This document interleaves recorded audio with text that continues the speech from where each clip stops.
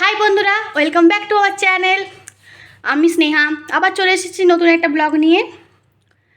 আজ হচ্ছে গ্যাংটকে আমার ডে 2। কালকেই ঢুকেছি, তোমরা যেরকম আগের ব্লগে দেখেছো। তো আমি এখন পুরো রেডি হয়ে গেছি, আমার ব্রেকফাস্টও হয়ে গেছে। আমি তাড়াহুড়ো সকাল থেকে কোনো ভিডিও আর করতে পারিনি।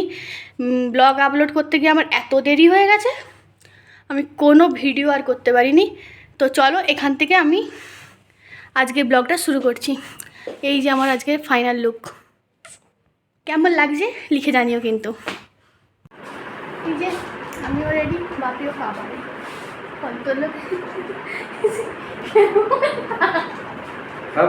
ভালো লাগছে।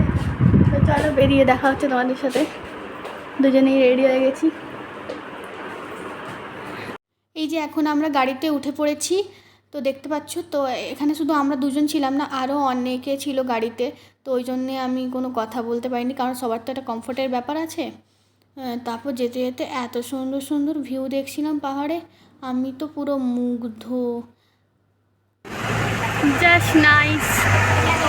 রোপওয়ে আছে জাস্ট ঝর্ণার পাশে, খুব সুন্দর একটা ভিউ।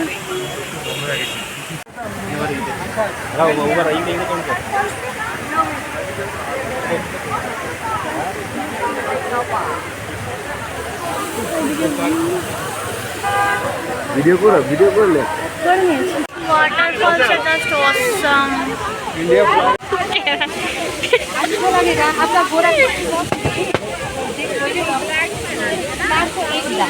এই ভিউটা দেখো, জাস্ট পুরো ঝর্ণার অপোজিট। এই যে ঝর্ণা, তার অপোজিটেই পুরো ভিউটা খুব সুন্দর আর কি। ভিউটা এত সুন্দর।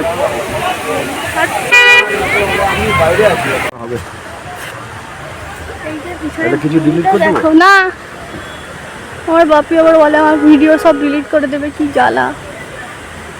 আর কি বলি, ভিউটা খুব সুন্দর। এখানে অনেকক্ষণ ধরে আছি, এরপর দেখি কোথায় যাই। যেখানে যাবো তোমাদের সাথে নিশ্চয়ই আমি দেখাবো। ভিউটা দেখো।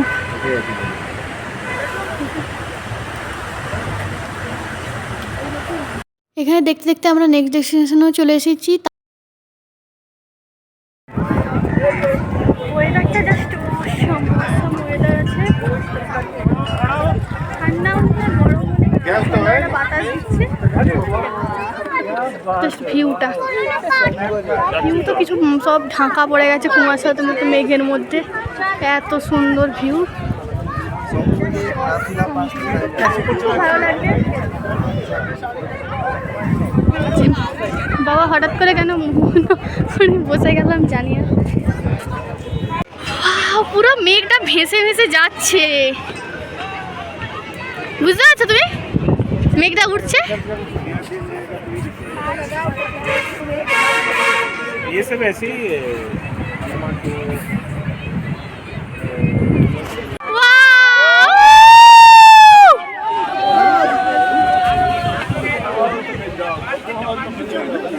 কি ভালো লাগছে পুরো।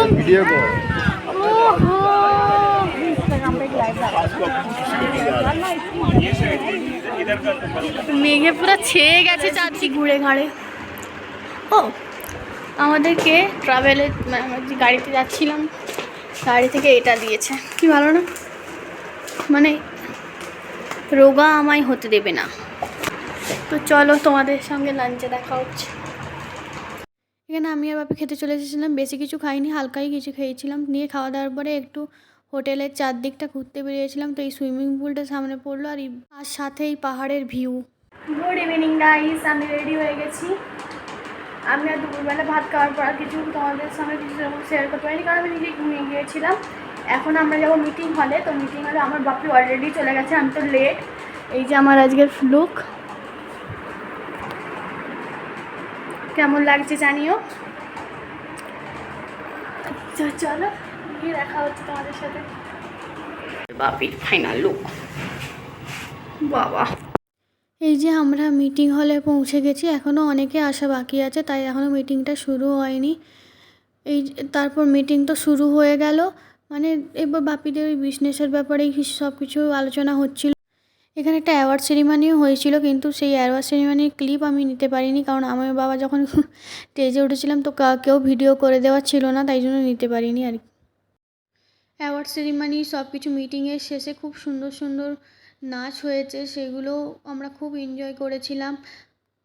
এরকমভাবেই নাচ হতে হতে আমরা স্ন্যাক্স খেয়ে নিচ্ছিলাম। স্ন্যাক্সে ছিল ওই তন্দুরি চিকেন আর ফিশ চিলি, তো দুটোই খুব সুন্দর। অলমোস্ট খাওয়ার শেষেই আমার মনে পড়েছে যে আমাকে ভিডিওটা করতে হবে।